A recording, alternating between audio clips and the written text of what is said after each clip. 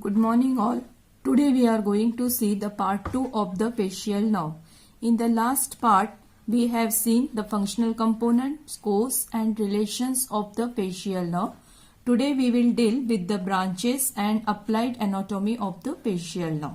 So let us start with the branches of facial nerve. The branches of the facial nerve we are going to see under three headings, that are first, within the facial canal. Within the facial canal there are three branches, that is the greater petrosal nerve, then nerve to stapedius, and third is the chorda tympani nerve. Chorda tympani nerve. Then the second group which we are going to see are the branches from at its exit from stylomastoid foramen. So when the facial nerve exit from the stylomastoid foramen at its exit, it gives three branches: posterior auricular, then digastric branch, and stylohyoid branch. Finally, it gives five terminal branches. The five terminal branches, they are temporal branch, zygomatic branch, then buccal branch, mandibular or marginal mandibular branch, and cervical branch. So there are total 6 plus 5, 11 branches. So within the facial canal it gives greater petrosal nerve, nerve to stapedius, chorda tympani nerve. At its exit from stylomastoid foramen it gives posterior auricular, digastric and stylohyoid, and terminal branches are temporal, zygomatic, buccal, mandibular and cervical. We are going to deal first with the branches within the facial canal, that are greater petrosal nerve, nerve to stapedius and chorda tympani. To go for the branches, let us come to the same diagram which we have seen during the course of the facial nerve. So we have seen the facial nerve, it arises by motor root and the sensory root. Further, it passes through the internal acoustic meatus united to form a single trunk, and further it passes through the bony facial canal, and finally it exits from the stylomastoid foramen. Further it passes through the parotid gland and give the terminal branches. So this we have seen. Now coming to the branches. So first is the greater petrosal nerve.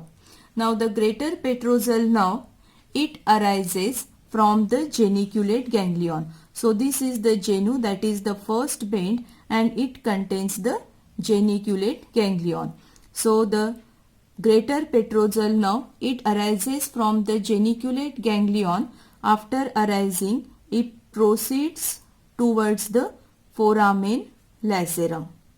It proceeds forwards towards the foramen lacerum, where it is joined by the deep petrosal nerve to form the nerve of pterygoid canal. Further, it passes through the pterygoid canal and finally it reaches a ganglion, that is the pterygopalatine ganglion. So it reaches the pterygopalatine ganglion. So this is the nerve of pterygoid canal. Nerve of pterygoid canal. This is the greater petrosal nerve, which is joined by deep petrosal nerve. So this becomes the deep petrosal nerve, and it goes to the pterygopalatine ganglion. So this is pterygopalatine ganglion. Now the greater petrosal nerve it consists of two types of fibers, gustatory fibers and the parasympathetic fibers. Now the parasympathetic, preganglionic parasympathetic fibers, they get relayed in the pterygopalatine ganglion. So these are the preganglionic parasympathetic fibers and they get relayed in the pterygopalatine ganglion. The postganglionic parasympathetic fibers, they go to supply the lacrimal gland. So here there is lacrimal gland. So it supplies the lacrimal gland. Then it also supplies the mucosal glands of nose, pharynx and palate. Yeah? So this is the parasympathetic fibers. Now the gustatory fibers, they pass but they do not relay in the ganglion. So the gustatory fibers, which I am showing with the pink color,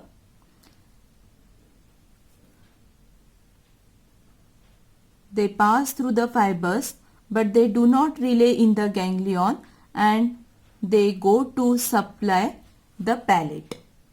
Yeah? So this is the greater petrosal nerve. It arises from the geniculate ganglion, proceed towards the foramen lacerum. It is joined by the deep petrosal nerve to form the nerve of pterygoid canal and further it passes to reach the pterygopalatine ganglion. The preganglionic parasympathetic fibers get relayed in the pterygopalatine ganglion. The postganglionic fibers go to supply the lacrimal gland, mucosal glands of nose, palate and pharynx. The gustatory fibers, which passes in the greater petrosal nerve, they without relay in the pterygopalatine ganglion, they go and supply the palate. This is greater petrosal nerve. Now coming to the next branch, that is the nerve to stapedius. Now nerve to stapedius, it arises opposite the pyramid of middle ear cavity and it supplies the stapedius muscle. So this is the nerve to stapedius, which arises opposite the pyramid of middle ear cavity and it contains the motor fibers and it goes to supply the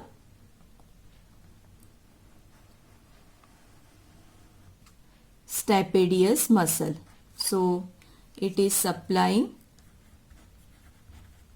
stapedius muscle and this is the nerve to stapedius. The third nerve within the facial canal is the chorda tympani nerve. Now chorda tympani nerve, it arises in the vertical part of the facial canal about 6 mm above the stylomastoid foramen. So this is the stylomastoid foramen about 6 mm above. After arising, it runs upward and forward. So it runs upward and forward in a bony canal and it passes through the middle ear cavity and finally it emerges in the infratemporal fossa.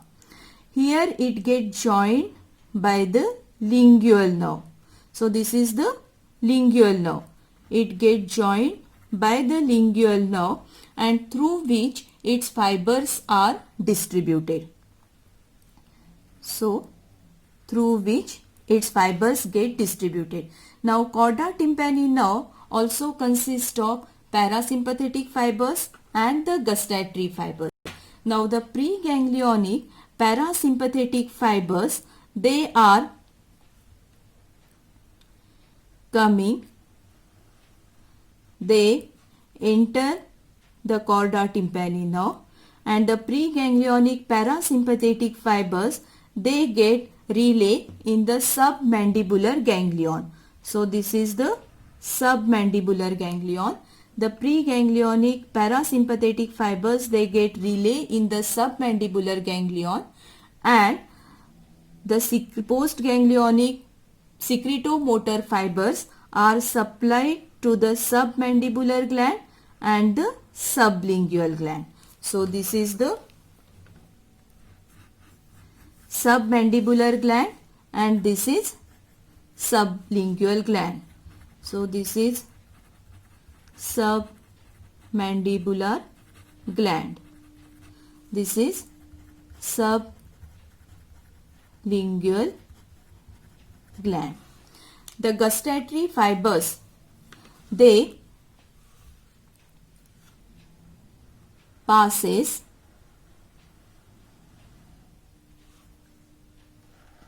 and they are distributed to the anterior 2/3 of the tongue. So here there lies the tongue. So these gustatory fibers, they are distributed to the anterior 2/3 of the tongue and they are responsible for carrying the taste sensation from anterior 2/3 of the tongue. So this is chorda tympani nerve.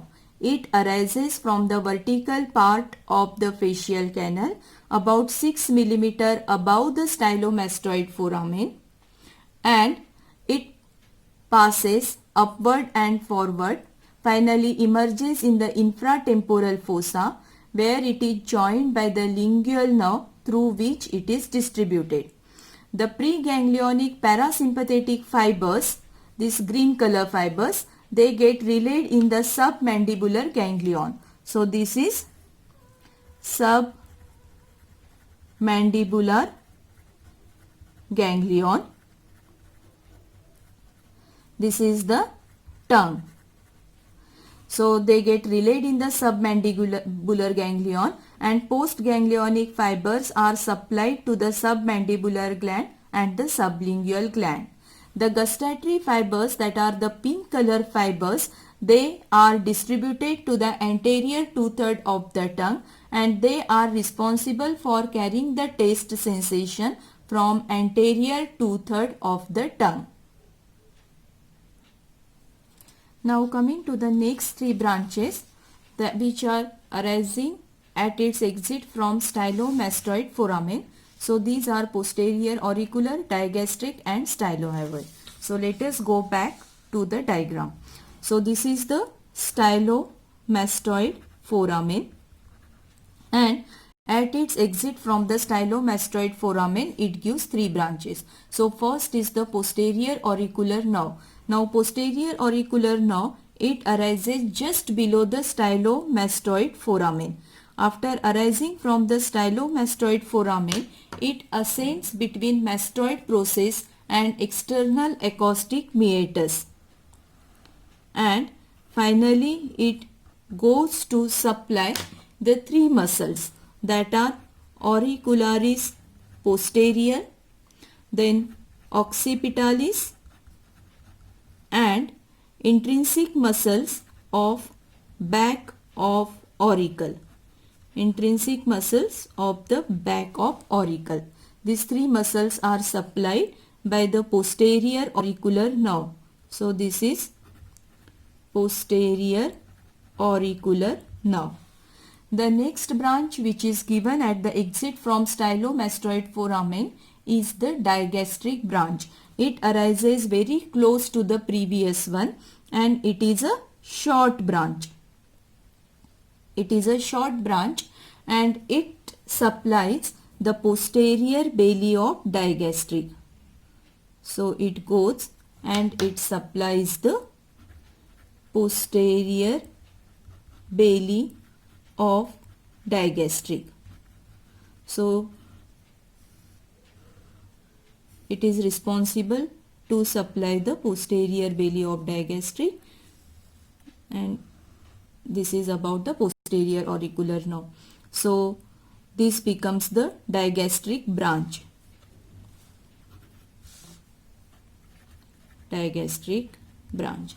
Now the third branch which is given at the exit from stylomastoid foramen is the stylohyoid branch. So stylohyoid branch, it may arise directly from the facial nerve or most of the time it arises within the digastric branch. Then it is a long nerve and it is responsible to supply the stylohyoid muscle. So it supplies the stylohyoid muscle and this becomes the stylohyoid branch. This is digastric branch or digastric nerve.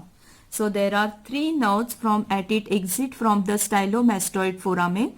One is the posterior auricular nerve which supplies auricularis posterior, occipitalis and muscles of back of auricle, intrinsic muscle. Then there are two more branches, that is the digastric branch and the stylohyoid branch. Digastric branch supplying the posterior belly of digastric and stylohyoid branch, it is responsible to supply the stylohyoid muscle. Now coming to the terminal branches. So we have seen there are 5 terminal branches: temporal, zygomatic, buccal, mandibular and cervical. So this terminal parotid gland after exit from the stylomastoid foramen, it enters the parotid gland and gives the 5 terminal branches: temporal, zygomatic, buccal, mandibular or marginal mandibular and the cervical branch. So and they exit from the anterior border of the parotid gland. To go for the terminal branches, we will go to the simple diagram of the facial muscles. So this is the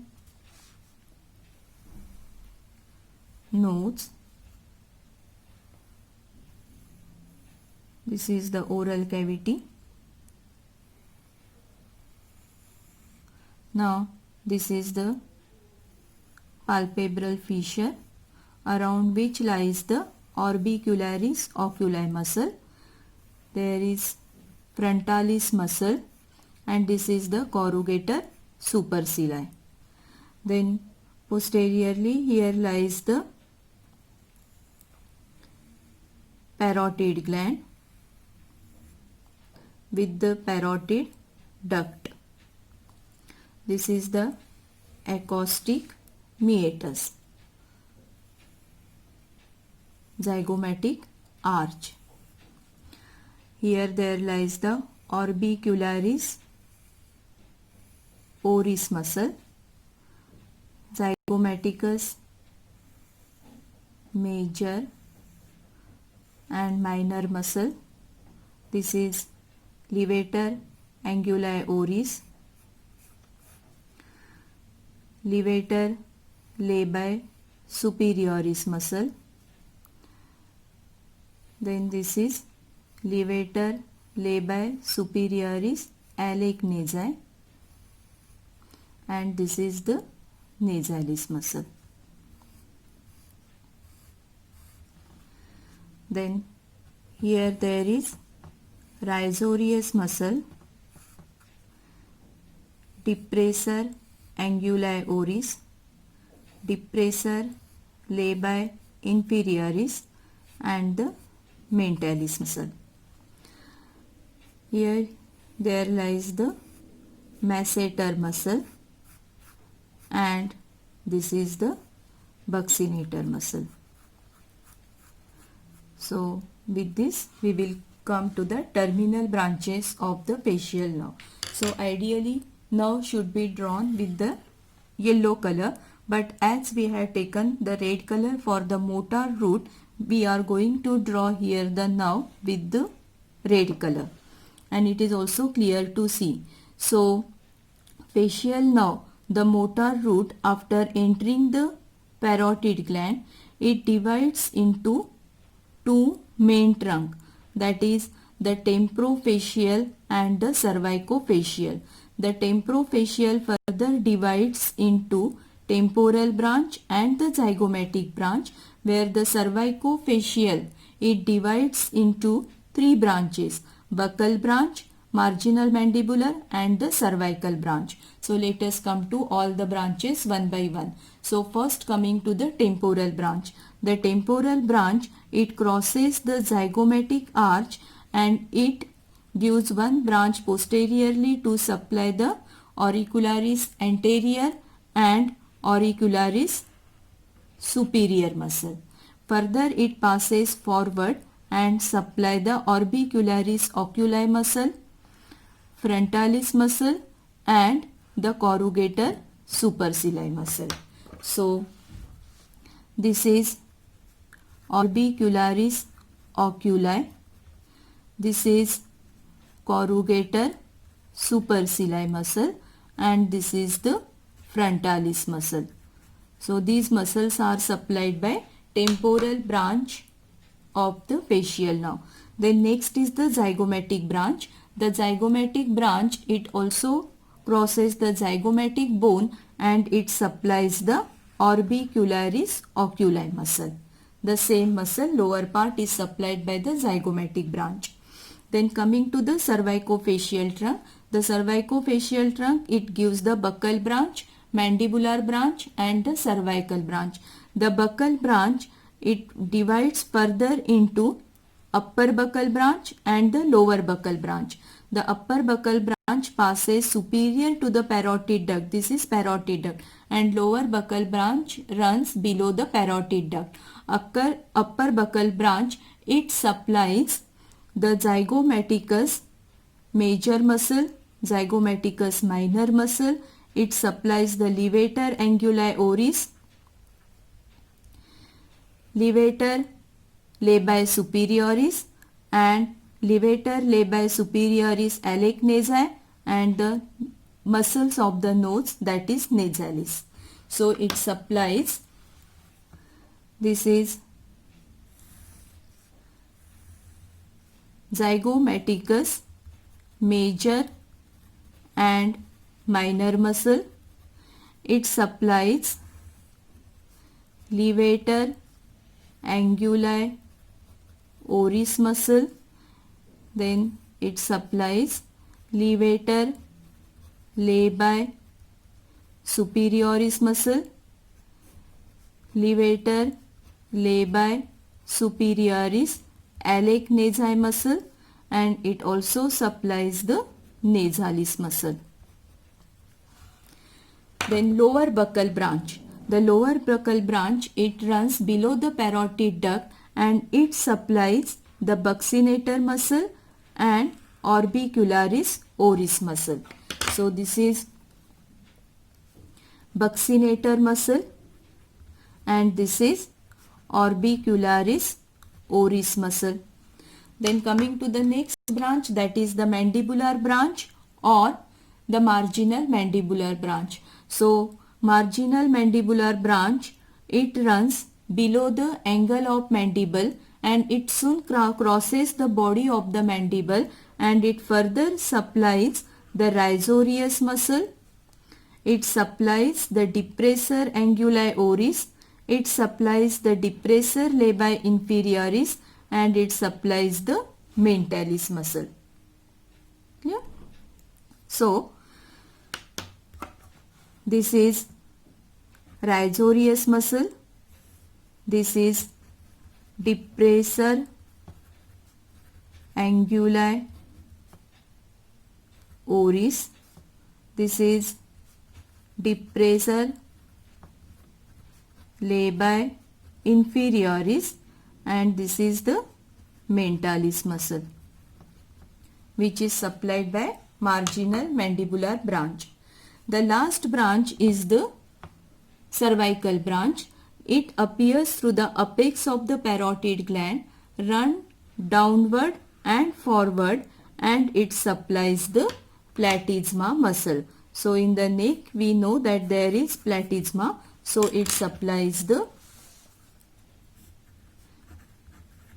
platysma. So these are the 5 terminal branches. So what we have seen, the facial nerve motor root, after entering into the parotid gland, it divides into 2 trunks, that is the temporofacial and cervicofacial. Temporofacial and the cervicofacial. Temporofacial further divides into temporal and the zygomatic branch. So this is temporal branch. The temporal branch, it goes to supply the auricularis anterior, auricularis superior muscle. Then it further passes forward to supply the orbicularis oculi muscle, frontalis muscle and corrugator supercilii. This is zygomatic branch. The zygomatic branch, it passes forward and it supplies the orbicularis oculi muscle.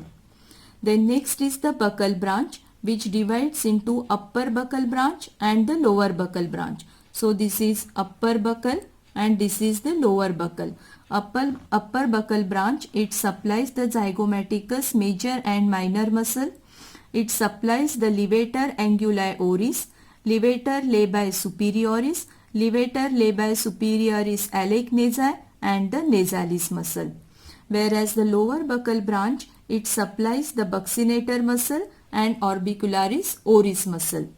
Then next branch is the mandibular branch, which is responsible to supply the rhizorius muscle, depressor anguli oris, depressor labii inferioris and mentalis muscle.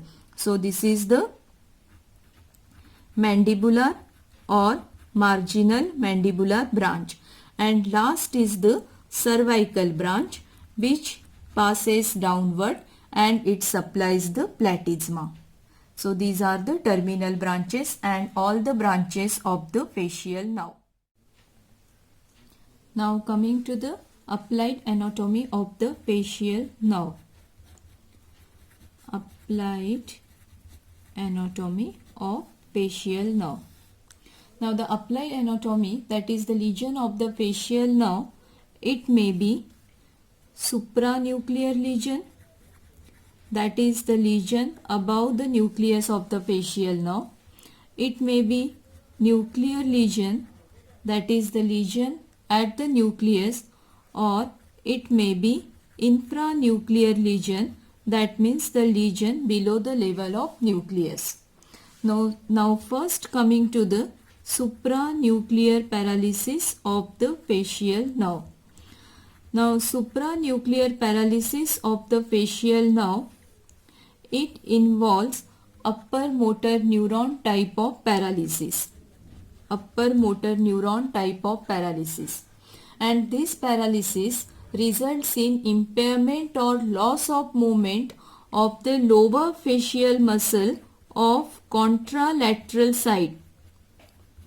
Lower facial muscle of contralateral side, it get paralyzed.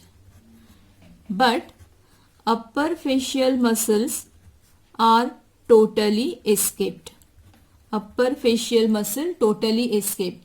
And this happens because of bilateral representation of the upper part of face. Now suppose this represents the face. This is the upper half and the lower half. This is the right half and this is the left half. Right half and left half. If there is lesion on the left side, then there will be involvement of the lower part of face on right side. If there is lesion on the right side, supranuclear lesion on right side, then there is involvement of the lower part of face on the left side. But in both the cases, upper part of face get escaped because of bilateral representation of upper part of face. Let us see how the bilateral representation is there and how it happens. Now to go for it, we will go to one simple diagram showing this is the cerebral cortex. This is the cerebral cortex. This is the right side and this is the left side. So this is right side of facial nucleus and this is the left side of facial nucleus, and this represents the face. We have divided the face into upper half and the lower half. Also we have divided it into right and left half. Now these are the facial nucleus, and this is the cerebral cortex. Now the part of the facial nucleus which is responsible for supplying the upper part of face, it receives the fibers from ipsilateral cerebral cortex. So it is receiving fibers from the ipsilateral cerebral cortex as well as contralateral cerebral cortex, and this is supplying the upper part of face. The part of the facial nucleus which is responsible to supply the lower part of face, it is receiving fibers only from the contralateral cerebral hemisphere, and it is supplying the lower part of face. Same on this side also. So the part of the facial nucleus responsible for supplying the upper part of face, it receives the fibers from ipsilateral as well as contralateral cerebral hemisphere, whereas the part of the facial nucleus which is responsible for supplying the lower part of face, it is receiving fibers only from the contralateral cerebral hemisphere. So whenever there is the supranuclear lesion, now suppose there is supranuclear lesion of the left side, so all these fibers get involved. Now lesion of this fiber, ideally it should cause the paralysis of upper part of right side, but this portion is taken care by the ipsilateral cerebral cortex. Involvement of this fiber, it should paralyze the upper part of left side, but this is taken care by the contralateral cerebral hemisphere. And involvement of this fiber, that is the red color fiber, it causes the paralysis of lower part of facial muscle on contralateral side, because this lower part has only contralateral representation, no bilateral representation. Yeah? So thus the supranuclear paralysis of left side, it will result in the paralysis of facial muscle on the lower half of right side. Yeah? So this is supranuclear paralysis. Next is the nuclear paralysis. If there is lesion at the level of nucleus, it is called as nuclear paralysis. Now, if there is lesion in the pons, it may involve the motor nucleus of the facial nerve along with the abducent nucleus. If there is lesion in the pons, it may involve the motor nucleus of facial nerve as well as the abducent nucleus around which the motor root makes a loop. This type of paralysis results in lower motor neuron type of paralysis, and in this paralysis there will be loss of movement of all facial muscles on the affected side. So all facial muscle on affected side get paralyzed. Now get paralyzed. Now you can see here, this is the facial nucleus, and this facial nucleus of left side, it is responsible for supplying all the facial muscles on the left side. Similarly, facial nucleus on the right side, it is responsible to supply all the facial muscles on the right side. So left side facial nucleus to the left side facial muscle, right side facial nucleus to the right side facial muscle. Therefore, in case of nuclear paralysis, if there is paralysis of the left side of facial nucleus, then there will be paralysis of all the muscles on the affected side, that is on the left side. Clear? So, all facial muscle on the affected side get paralyzed. Now, there may be involvement of the abducent nucleus also. So, it may be associated with the internal strabismus due to involvement of lateral rectus muscle of the eyeball. Now another interesting thing in that is the Maillard-Goubler syndrome. Now what is this?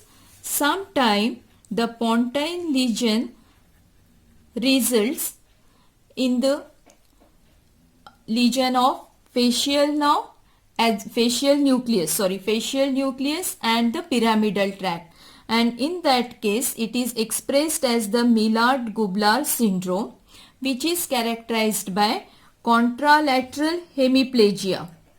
So contralateral hemiplegia will be there, plus there will be ipsilateral facial palsy. Now contralateral hemiplegia, it is due to involvement of the pyramidal tract, and ipsilateral facial palsy, it is due to involvement of facial nucleus. Yeah. So this is the nuclear paralysis. In this, there is involvement of the motor nucleus of facial nerve. Ipsilateral facial muscles get affected. It is associated with internal strabismus. An additional point is the Maillard-Goubler syndrome, whenever there is involvement of the pyramidal tract and the facial nucleus. Next is the infranuclear paralysis. Now infranuclear paralysis, it is the lesion below the level of nucleus. Now these are the efferent fibers running from the facial nucleus. And when the facial nerve palsy occurs due to the lesion or injury of these infranuclear fibers, it is called as infranuclear paralysis. So let us go in the detail of the infranuclear paralysis. Now infranuclear paralysis, it is a lower motor neuron type of lesion. Infranuclear paralysis,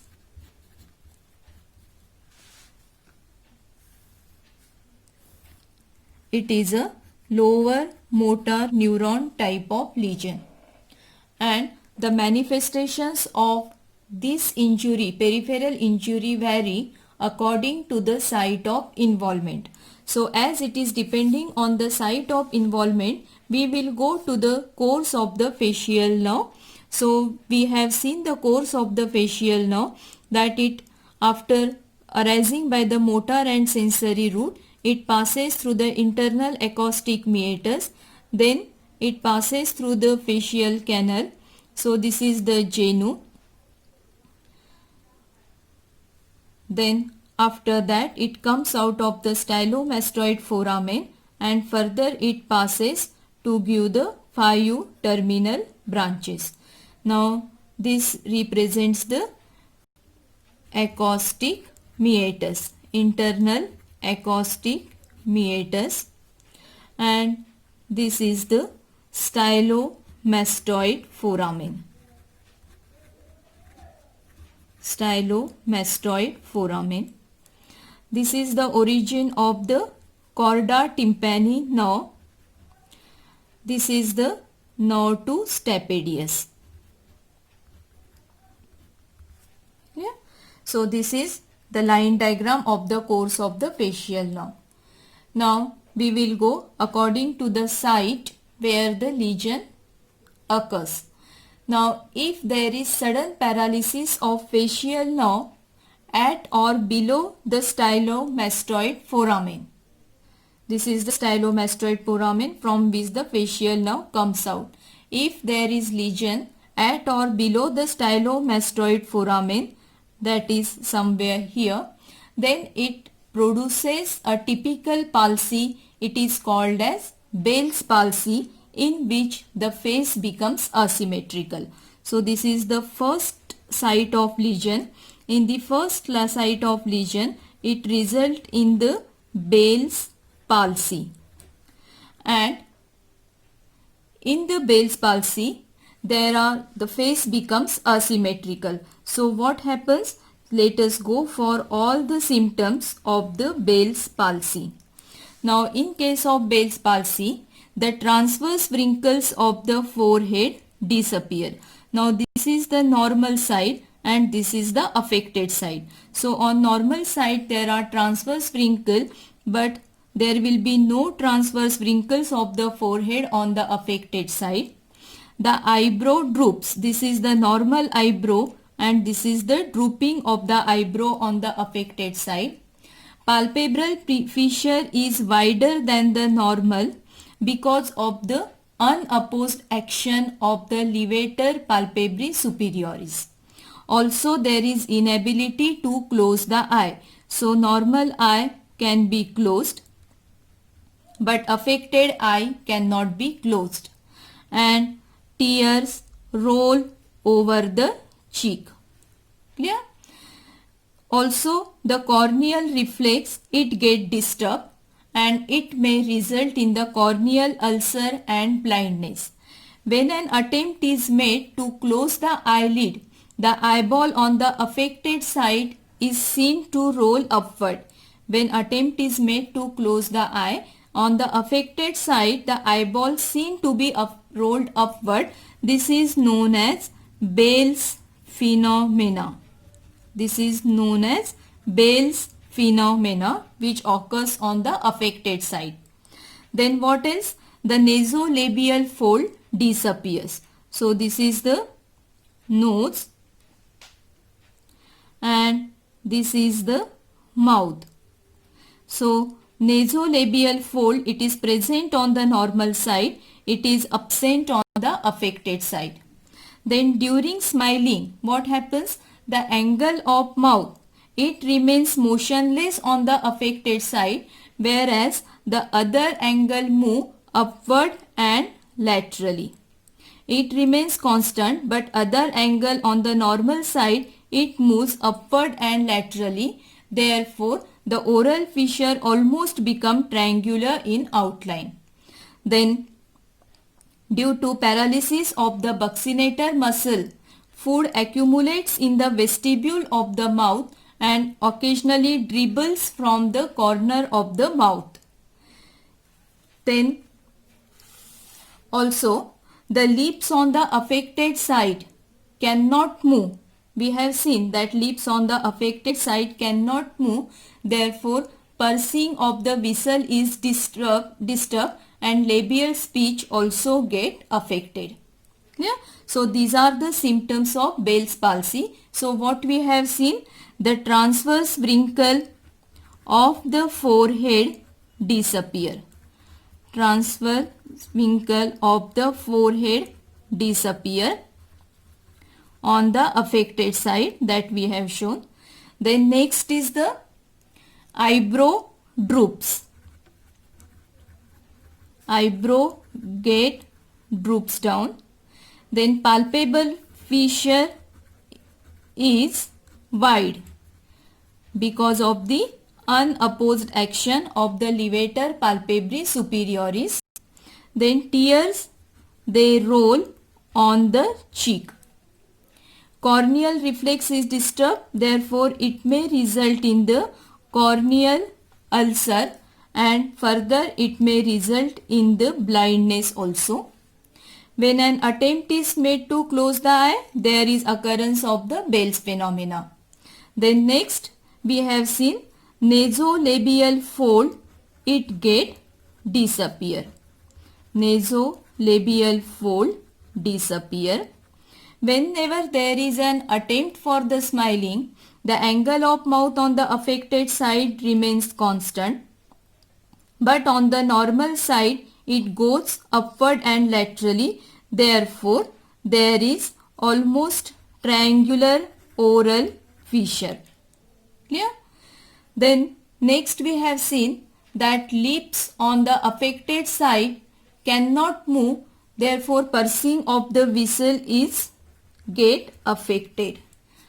Pursing of the whistle get affected. Simultaneously, labial speech also get affected. Labial speech also get affected.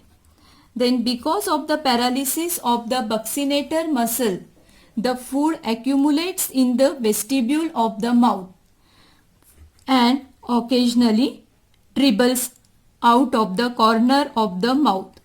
Food accumulates in vestibule of the mouth and occasionally dribble out. Yeah. So this is the typical Bell's palsy. Now Bell's palsy may be caused by sudden exposure to cold, middle ear infections, fractures, tumors, or from other disorders. Now 75% of facial nerve lesion fall into this group. Reaction of degeneration in this case appears after a week or 10 days depending upon the extent of damage.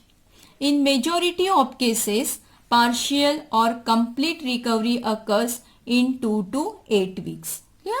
So this is the Bell's palsy and it occurs when there is lesion at or just below the stylomastoid foramen. Yeah?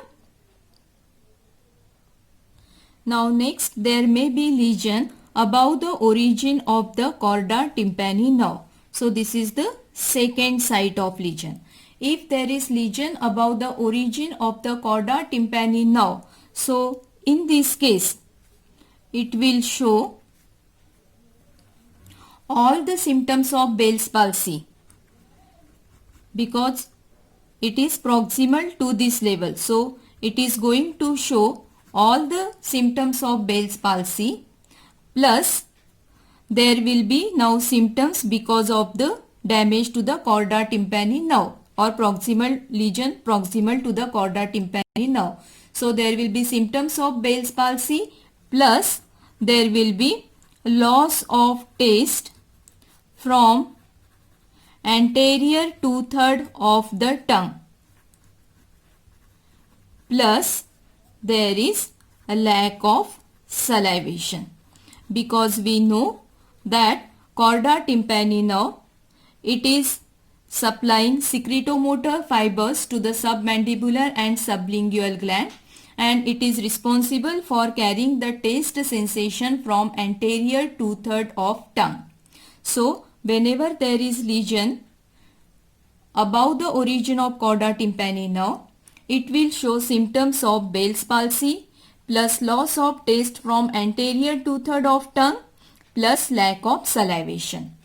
Now, if there is lesion above the origin of nerve 2 stapedius, so this is nerve 2 stapedius, and if there is lesion above the nerve of stapedius, so this becomes the third site of lesion. So in this case, it will cause symptoms, all the symptoms in 1 and 2 plus hyperacusis. So if there is lesion above the origin of nerve 2 stapedius, it will cause all the symptoms in case of 1, all the symptoms in case of 2. In addition to it will result in hyperacusis. Now what is hyperacusis?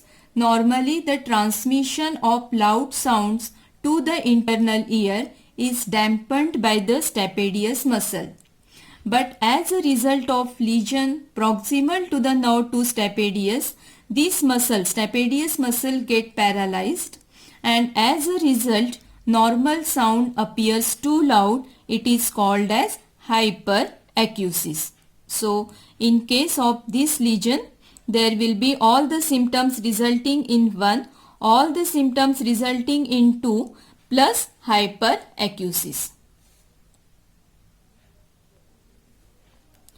If there is lesion at the genu, so this will be the fourth site of injury. Now if there is lesion at the genu, it will produce all the symptoms which we have seen in 1, 2 and 3. So it will produce Bell's palsy plus the symptoms here, that is loss of taste from anterior two-third and lack of salivation, plus 3, that is the hyperacusis.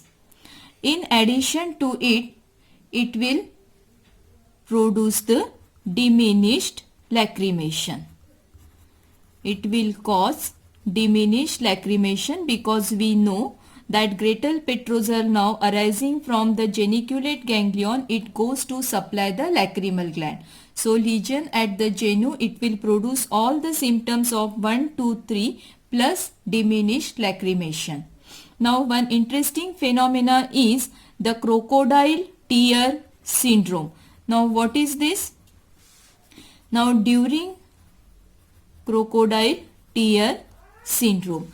Now during recovery from an injury proximal to the genicular ganglion, if there is injury proximal to the genicular ganglion, during recovery, some regenerating salivary fibers, they pass in the endoneural sheath of preganglionic secretomotor fibers supplying the lacrimal gland.